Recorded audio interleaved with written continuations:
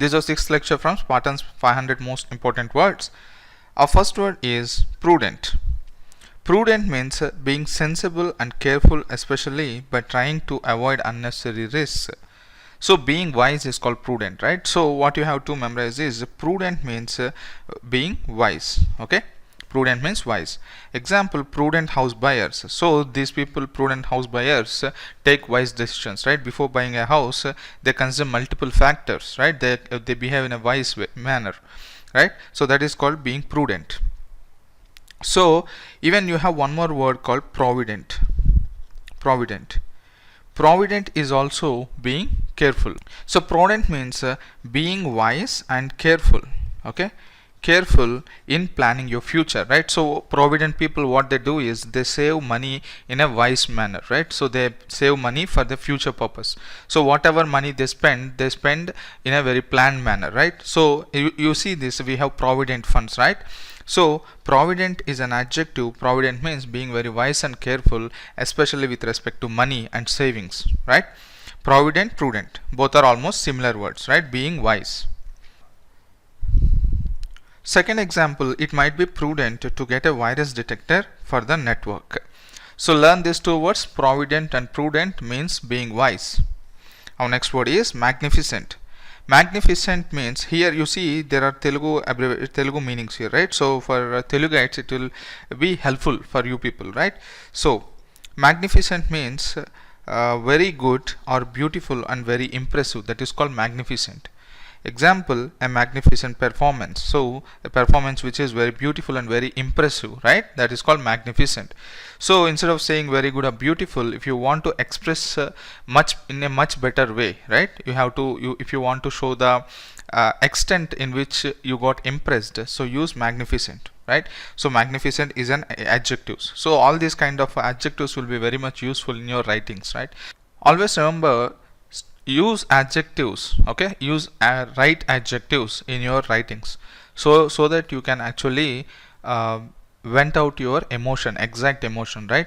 So all strong emotions or weak emotions or being diplomatic or subtle emotions, all these emotions can be projected only with the help of adjectives. So that's the reason why whenever I'm explaining vocabulary, I tell the part of speech as well, right? So that you will actually understand where to use and what to use. Magnificent, so it is something which is very impressive, is called magnificent. Magnanimous means kind and generous, right? So both are different, don't get confused. Magnificent means something very much impressive. Magnanimous means someone who is very generous, right? So being very kind and generous is called magnanimous. Here you see a magnanimous gesture, so very kind gesture. Our next word is modest. Modest means not boastful. They don't like to talk about their abilities or achievements. So modest means being very humble, okay? They are not at all boastful. Our next word is splendid. Splendid means very good and beautiful and impressive. Splendid means very good, beautiful and impressive. That is splendid. So there is a usage for splendid here, in splendid isolation. So what is the meaning of in splendid isolation? It is used to emphasize that something is not with other things. Okay, example, the house sits in the splendid isolation on top of steep hill. So if you have a hill like this steep hill, here is the house. So when you want to separate all other houses, here there will be many other houses, right, below the hill. So when you want to specially focus on this particular house and you want to show the segregation between the house which is on the top and the below houses, use this word in splendid isolation.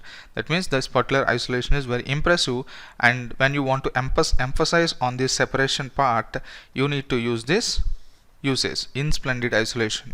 So start using these kind of words in your AVA or in your essay writings anywhere, be it in your thesis or anywhere. Start using this vocabulary. It will actually beautify your essay writings, right? So in splendid isolation means something which you use to emphasize that something is very much different from other things, right? So the house sits in splendid isolation on top of a steep hill. So memorize this example. Our next word is generous. Generous, magnanimous or same. being very kind. Our next word is gloomy. Gloomy means sad and not cheerful. If you're sad and not cheerful, you have a gloomy face, right? You have a gloomy expressions on your face. So that is gloomy means sad and not cheerful. You can have even gloomy weather as well, right? So weather which is dull and boring, that kind of weather is also called gloomy weather. Murky. Murky means dark and difficult to see through. So example, murky waters, right? Murky waters means murky means actually dark and difficult to see through. So example, murky waters. Or murky also means complicated and difficult to understand, which is very much obscure. If you see this murky water will be very obscure, right? It won't be very lucid. So it will be something which is very difficult to see through, that will be very obscure, right? So you can use murky in two ways. One is to say something which is dark and difficult to see through, example murky waters, and when you want to say a situation or a complicated situation which is actually very much obscure from the outside, you can represent that particular situation with murky, right? Murky means dark and difficult to see through, similarly complicated and difficult to understand. So obscure things are called murky. Things get murkier, right? So you might have heard this kind of usage, right? Things get murkier means if things go obscure, right? So we say things get murkier. So things becoming very complicated. Our next word is sheer. Sheer is a verb. Sheer means to change direction suddenly, especially in order to avoid something. Sheer off or sheer away means the boat sheered away and headed out to sea. So sheer means to change direction suddenly, especially in order to avoid something. So we have you need to learn two words here, sheer and veer. I'll be explaining in detail below, right? Our next word is grumble.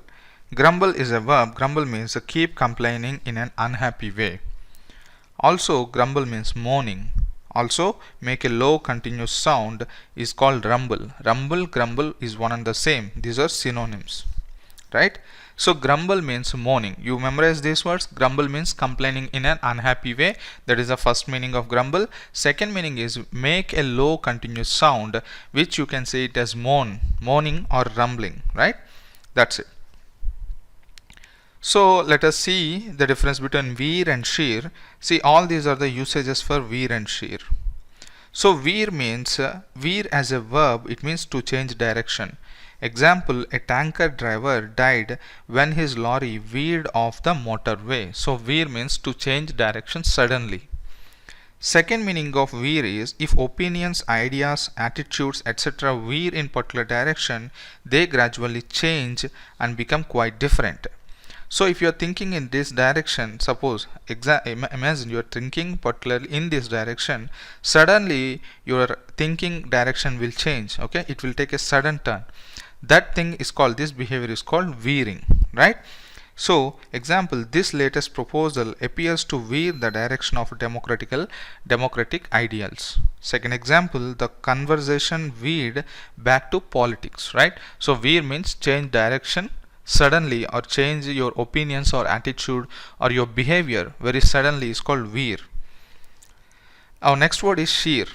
Sheer. So sheer has several usages. See here, sheer as an adverb, it means straight up or down in an almost vertical line. Steepy. Steepy is called sheer. Example, cliffs which rose sheer from the sea. So if there is a sea here, the cliff will be something like this, very much steep. So steepy slopes are called sheer, okay? So straight up or down almost vertical line, this is used as an adverb. So you memorize this example. Cliffs which rose sheer from the sea means which rose very much vertical from the sea. Sheer as a verb means to change direction suddenly, especially in order to avoid something, okay? This swerve is also a synonym for sheer. Now the example, the boat sheered away and headed out to sea. Now you know what is sheer as an adverb, sheer as a verb, right? Now see this, sheer luck, sheer happiness, sheer stupidity, etc. You must have seen these usages from your childhood, right? Sheer luck or sheer happiness means pure luck, okay? Sheer happiness, luck, etc. with no other feelings or quality mixed with it. So something which is pure is called sheer. Sheer luck means pure luck. Sheer happiness means pure happiness. There are no kind of mixing of other feelings, right? Any other feelings like sad, being gloomy, all these feelings are not mixed, right? Sheer stupidity means pure stupidity, right? Example, I will never forget the look of the sheer joy on her face. See the beauty of this word sheer.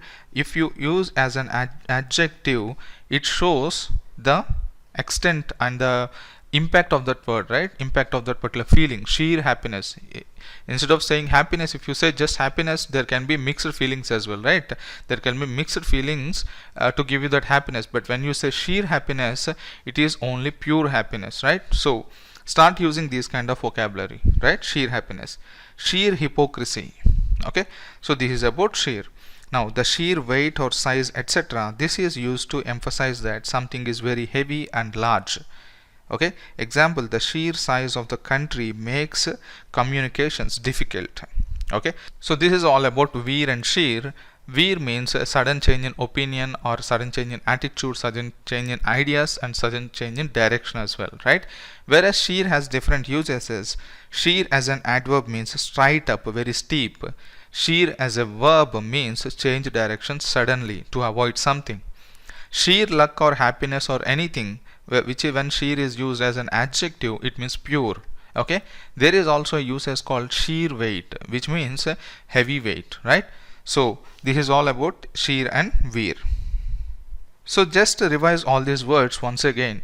You need not take down any notes. Just try to watch these videos as often as you can, so that all these words will get permanently etched into your mind. Okay, don't just waste your time in writing the notes and all. Just take down the notes for only words which you are facing difficulty to memorize. Also, don't take the notes in your first watch itself. At least try to watch each video 3 times. So after your third watch, so by then you will understand easily what are the words you're facing difficulty in memorizing, right? Those kind of words, just take a note.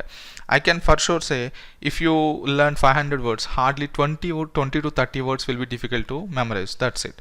Because here, whatever words we are discussing, we are discussing along with the nuances and along with the proper usages, proper examples, right? So when you are learning vocabulary with all these techniques, all these things, the way of learning vocabulary will be very easy, and it will be very effective, right?